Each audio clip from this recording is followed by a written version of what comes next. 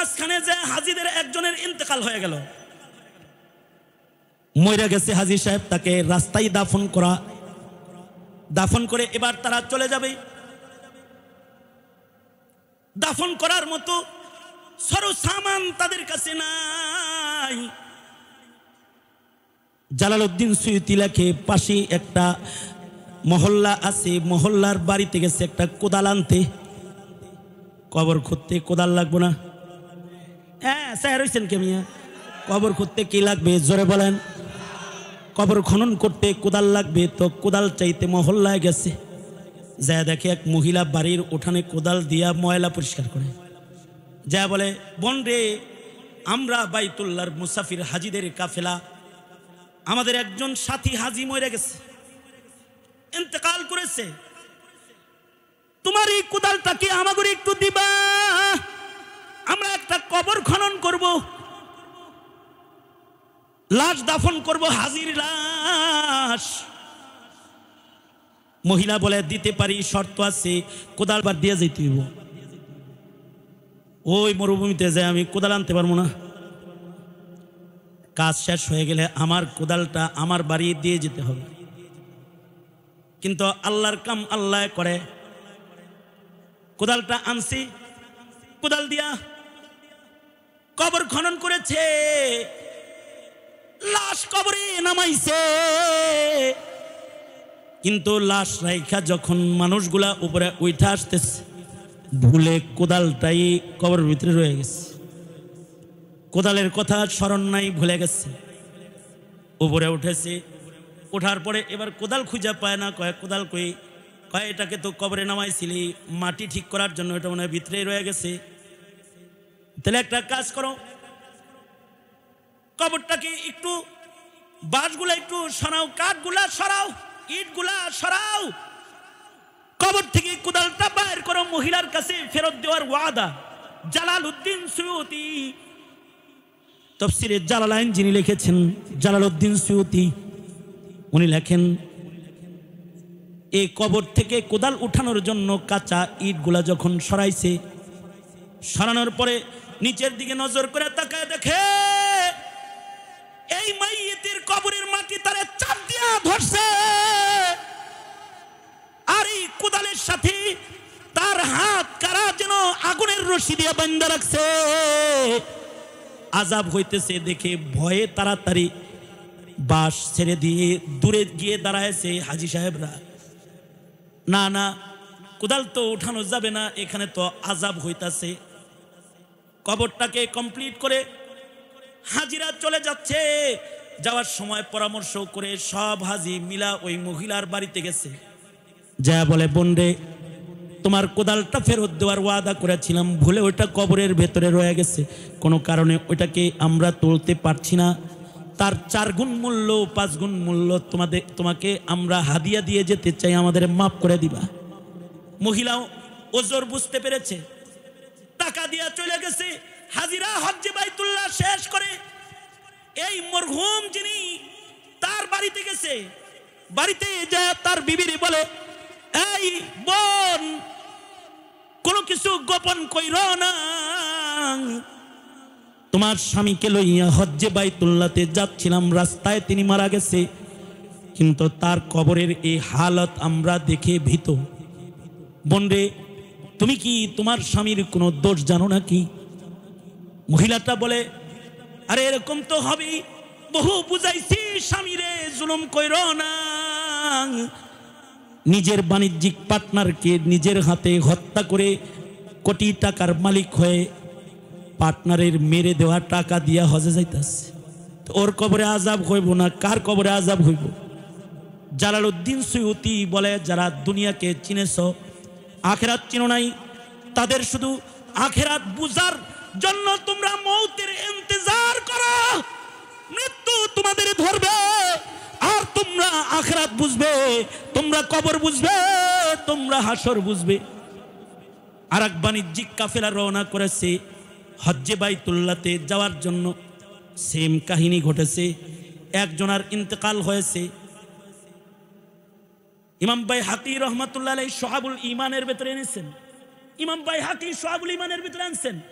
বাণিজ্যিক কাফেলা হজে যাইতেছে, হজে যাওয়ার পথে রাস্তার ভেতরে এক হাজির ইন্তেকাল হয়ে গেছে। এই হাজী সাহেবকে কবর দেওয়ার জন্য সঙ্গী হাজিরা কবর খনন করেছে। এক জায়গায় কবর খনন করেছে আর সেখান থেকে একটা সাপ বেরিয়েছে। ভয়ে দ্বিতীয় জায়গায় লাশ নিয়ে অন্যত্র আরেকটা কবর খনন করেছে, সেখানেও কবর খনন করা শেষ। এবার লাশ নামাবে আর দেহে সাপ একটা বাইর হয়, আজদাহা বাইর হয়। ওখান থেকে লাশ সরায়া অন্য কবরে নিয়ে গেছে। আর এক জায়গায় নতুন কবর খনন করে হাজী সাহেবকে কবরে নামাবে, কিন্তু কবরের ভেতরে আবার সাপ আইসা পড়ছে। বাইহাকি শরীফের রিওয়ায়াত, ইমাম বাইহাকি এনেছেন শাবুল ঈমান। এই হাজির কাফেলা খবর পাইল পাশেই আব্দুল্লাহ ইবনে আব্বাস রাদিয়াল্লাহু আনহুমা নবীর সাহাবী আছে। সাহাবায়ে কেরামের ভেতরে সবচেয়ে বেশি যিনি কোরআন বুঝছেন আব্দুল্লাহ ইবনে আব্বাস, যার মাথায় হাত রেখে আল্লাহর রাসূল ইলমের দোয়া করেছেন, আর তিনি নবী পাকের কাছ থেকে সবচেয়ে বেশি ইলম হাসিল করেছেন। পাশের কাফেলায় আব্দুল্লাহ ইবনে আব্বাস আছে, হজের কাফেলায়। হাজিরা আব্দুল্লাহ ইবনে আব্বাসের কাছে গেছে, যা বলে আব্দুল্লাহ ইবনে আব্বাস রাইসুল মুফাসসিরিন গো, 3 জায়গায় কবর খুললাম এক মাইয়িতরে কবরে রাখার জন্য। যেই জায়গায় কবর খুঁড়ি ওই জায়গায় কবরের ভিতর থেকে সাপ বের হয়ে যায়, আজদাহা বের হয়। কই রাখবো তাকে কবরে? আব্দুল্লাহ ইবনে আব্বাস বলে, পৃথিবীর যেই জায়গায় তাকে কবরে নামাও সেখানেই এই আজদাহা হাজির হয়ে যাবে। অত চিন্তা করার দরকার নেই, কোনো কবরে নামায় দাও। এবার হাজিরা লাশ নামানোর জন্য কবরের সামনে যায় দাঁড়াইছে, আর আজদাহাটা গর্তের ভেতরে গেছে। লাশটা কেবল নামায়া সাথী সঙ্গীরা কবর থেকে উঠছে, আজদাহা সাপটা একে পেঁচায়া ধরছে, সাপ কবরের ভিতরে পেঁচায়া ধরছে। আব্দুল্লাহ ইবনে আব্বাস বলে, অসুবিধা নেই, এমনি কবরে দাও। তার কোনো বদআমলির কারণে আল্লাহ তাআলা তার উপরে নারাজ। হাজিরা কবর কমপ্লিট করে হজ্জে বাইতুল্লাহর উদ্দেশ্যে আবার রওনা করেছে। আবার ফেরত এসেছে যখন, এই হাজী সাহেবের বিবির কাছে যায় বলে, এই তোমার স্বামীর কোনো 10 গুণ কি তুমি জানো? তোমার স্বামীর কবরের ভেতরে আমরা আজদাহার সাপ দেখেছি। বে মহিলাটা কান্দে আর কয়, কত বলছি ব্যবসায় ধোঁকাবাজি করিস না, কত বলছি স্বামী হারাম কামাই করো না, কিন্তু আমার স্বামী খেয়ানত করনেওয়ালা ব্যবসায়ী ছিল। তরকারি বিক্রি করত, খারাপ তরকারির উপরে ভালো তরকারি দিয়ে রাখতো। কাস্টমার আসলে নিচের থেকে খারাপ তরকারিও ব্যাগে দিত, ভালোটাও ব্যাগে দিত। পানিতে ভিজায়া জিনিস ওজন বানাইতো, তারপরে বেচাকেনা করতো। এই খেয়ানতের অভ্যাসটা আমার স্বামীর ছিল। আমি বারবার বলেছি, দুনিয়া কামানোর জন্য এমন খেয়ানত করবে না। স্বামী আমারে বলতো, মাল কামাইতে হলে এমনি কামাইতে হয়, তাছাড়া একবেলা খায়া থাকতে হবে। কত বলতাম, একবেলা খাবো কিন্তু ধোঁকাবাজির পয়সা খাবো না। শুনে নাই, এভাবে অর্থের মালিক হয়েছে। আজকে এ খেয়ানতের কারণেই মনে হয় তার কবরে আযাব। আব্দুল্লাহ ইবনে আব্বাস বলে, খেয়ানতের কারণেই তার কবরের ভেতরে আযাব। দুনিয়া যারা চিনো, যারা দুনিয়ার সালসাতুরি করে, দুনিয়ার প্রসাদ আর দুনিয়ার অট্টালিকাকে নিজের আসল সামান মনে করো, যারা রাজনীতি করতে করতে পৃথিবীর ভোগ বিলাস আর রাজত্বের চেয়ারকেই শান্তি আর সম্মানের চেয়ার মনে করে আখিরাতকে ভুলে যারা নেকাত ছেড়ে দিয়েছো, তাদের খাসারা দুনিয়াতেও আছে, কবরেও আছে, হাসরে আযাব তোমার অপেক্ষা করছে। আর যদি দুনিয়াতে কেউ ইবাদত করো, কারোর কাছে যদি নামাজ ভাল লাগে, কারোর কাছে যদি তাকবীরে উলার নামাজ ভাল লাগে, কেউ যদি রাত জেগে কোরআন পড়া ভালো লাগে কারোর, যেমন সাহাবায়ে কেরাম সারা রাত নামাজ পড়েছে। হযরত ওসমান ইবনে আফফান 2 রাকাত নামাজে কোরআন খতম করেছে। ইমামে আজম আবু হানিফা 2 রাকাত নামাজে কোরআন খতম করেছে। তামিমে দারি 2 রাকাত নামাজে কোরআন খতম করেছে। সাহাবায়ে কেরাম কেউ কেউ সারা বছর নফল রোজা রাখছে, সারা বছর তারা নফল রোজা রেখেছে। আব্দুল্লাহ ইবনে আমর ইবনুল আস রোজার হালতে তিনি মারা গেছে। কেন? ইন্নাল্লাহা ইউহিব্বুল মুহসিনিন, আল্লাহ তাআলা নেককার বান্দাকে পছন্দ করে। যারা নেককার বান্দা তাদেরকে আল্লাহ তাআলা দোজখের আগুনে ফেলবে না। আল্লাহু আকবার বলেন, আর জোরে আওয়াজ করে বলেন আল্লাহু আকবার। যারা ইবাদত করে তাগরে আল্লাহ দোজখের ধারে কাছেও নিবে না। তারা দুনিয়াতেই দামি হয়ে যায়। তাহাজ্জুদের নামাজ পড়ে, তাকবীরে উলার নামাজ পড়ে। তাকবীরে উলার নামাজ পড়তেন সাঈদ ইবনে মুসাইয়িব। সুদীর্ঘ 40 বছর পর্যন্ত তাকবীরে উলার সাথে তিনি নামাজ পড়েছেন। শুধুই মাত্র তাকবীরে উলার নামাজ নয়, লাগাতার 40 বছর তিনি আজানের আগে মসজিদে প্রবেশ করেছেন। আল্লাহু আকবার জোরে বলেন। ওনাকে জিজ্ঞেস করা হয়েছে আজানের আগে মসজিদে ঢুকেন কেন? উনি কাঁদতেন আর বলতেন, আল্লাহর ঘরে ডাইকা না লাগলে যদি আবার আসামি হয়ে যায়, এ কারণে আজান শুরু হওয়ার আগে মসজিদে ঢুকা যায়। এদেরও জীবন কেটে যায়, তোমারও জীবন কেটে যাবে, কিন্তু তারা জান্নাতে চলে যাবে, তুমি দোজখের ঘরে ঢুকে যাবে। যদি কথাগুলো বুঝে এসে থাকে তাহলে এখন হলো কাজ তওবা। কেউ যদি তওবা করে তার পেছনের সব গুনাহ মাফ করে। কে জোরে আওয়াজ করে বলেন। পৃথিবীতে কিছু মানুষ আছে যারা ভিনদেশী দাদা প্রভুদেরকে খুশি করে, তাদের উপরে ওই দাদারা খুশি থাকে। পৃথিবীর কোথাও জায়গা না পেলেও দাদাদের আঁচলের নিচে তারা জায়গা পায়। কিন্তু এই পৃথিবীতে কিছু মানুষ আছে যাদের উপরে আসমানের মালিক মহান আল্লাহ খুশি। কিছু মানুষ আছে তাদের উপরে সৃষ্টিকর্তা, সৃষ্টি করনেওয়ালা, খালিক, মালিক আল্লাহ তাদের উপরে খুশি। কিছু মানুষ আছে তাদের উপরে কে খুশি? জোরে বলেন। আল্লাহ খুশি কিছু মানুষের উপরে। আল্লাহ যাদের উপরে খুশি তাদের জন্য আল্লাহ তাআলা জান্নাত সাজিয়ে রেখেছেন, জান্নাতে তাদের জায়গা দান করবেন। আর আল্লাহ যাদের উপরে নারাজ তাদের জন্য দোজখের আগুন, নরক জ্বালিয়ে রেখেছেন। এটার ইন্ধন হিসেবে তাদেরকে দোজখের লাকড়ি হিসেবে ঢুকায়া দিবেন। তারাও হবে মানুষ, দুনিয়াতে মানুষ ছিল, কিন্তু এই মানুষগুলো আল্লাহকে নারাজ করেছে, আল্লাহকে বিলকুল নারাজ করেছে। ন্যূনতম আল্লাহ পাকের সন্তুষ্টি তারা তালাশ করে নাই, তাদেরকে দোজখের আগুনে নিক্ষিপ্ত হইতে হবে। আর যারা আল্লাহকে খুশি করেছে, খুশি করেনেওয়ালারা আল্লাহ পাকের জান্নাতে যাবে। খুশিটা দুই প্রকার আছে।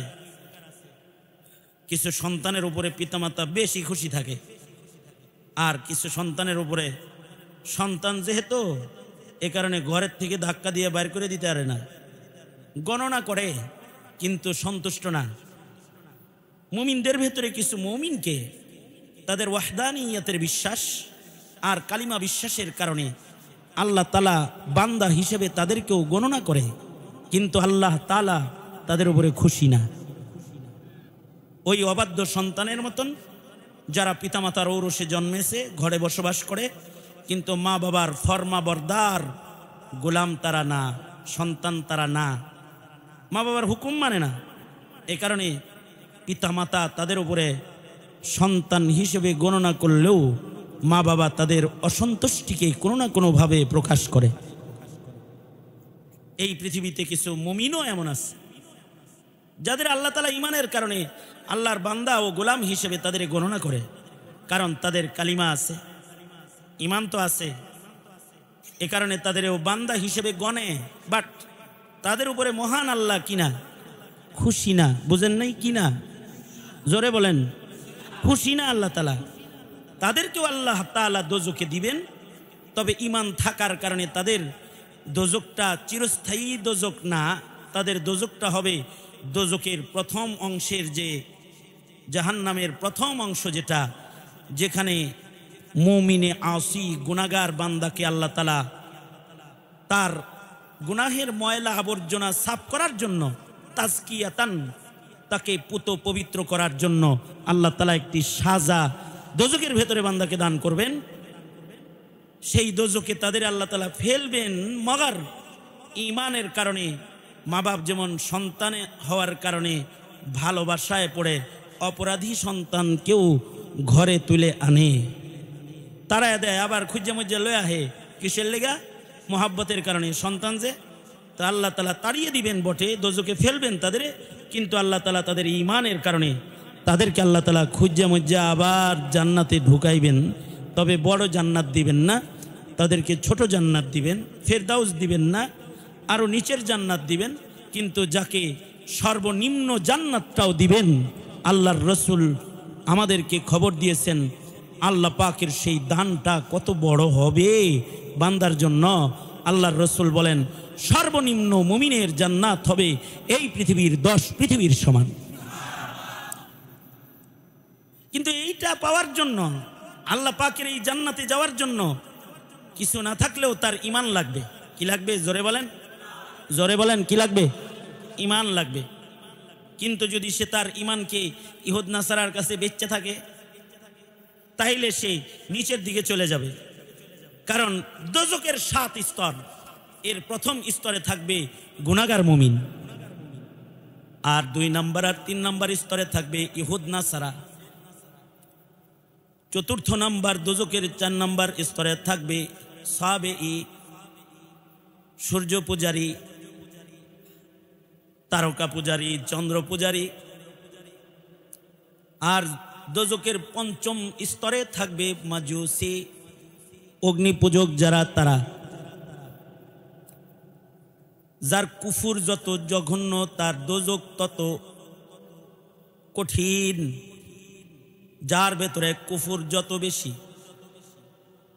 যার আকিদাতান এবং আমালান তানাজ্জুলি যত বেশি, আকিদাগত এবং আমলিভাবে অধপতন যাদের যত বেশি, তার দোজক তত বেশি নিকৃষ্ট দোজক হবে। যেমন মাজুসি অগ্নিপূজকদেরকে আল্লাহ তাআলা দোজকের 5ম স্তরে রাখবেন। 5ম স্তর, 5ম স্তরটা কঠিন এক জাহান্নাম, সেখানে রাখবেন। কারণ তাদের ঈমানের এবং আমলের নিকৃষ্ট হালাত বড় জঘন্য। ঈমান আমলের নিকৃষ্ট হালাত, তাদের আকীদাগত ভ্রষ্টতাও নিম্নমানের, তাদের গুনাহের জঘন্য অবস্থাও বড় নিম্নমানের, যা বলারও উপায় নাই, এত নিম্নমানের। উদাহরণস্বরূপ আমি আপনাদেরকে একটি কথা শুধু মাজুসিদের আকীদাত থেকে শোনাই। সেটা হলো অগ্নি পূজারী যারা, আগুন পূজারী যারা, তারা